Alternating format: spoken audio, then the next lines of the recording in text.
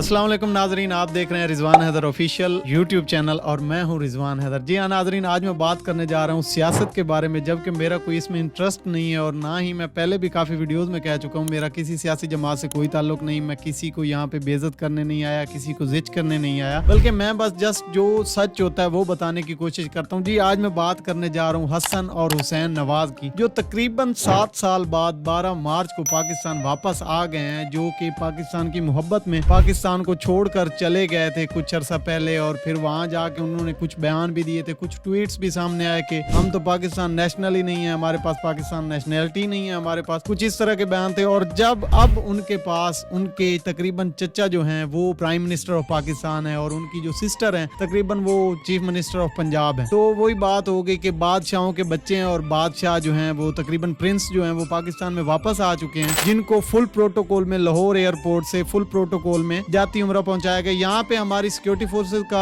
कोई इशू नहीं है, मैं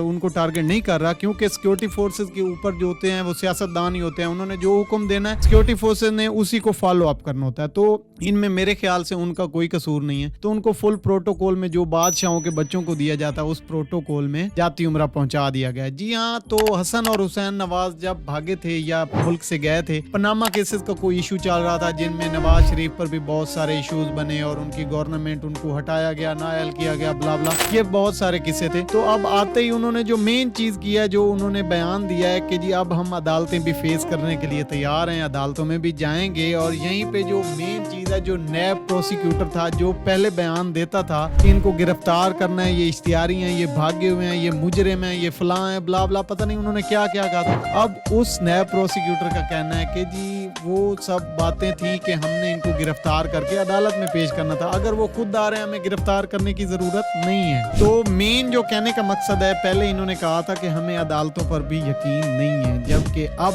वो कह रहे हैं कि हमें अदालतों पर यकीन है और हम इस चीज को फेस करेंगे।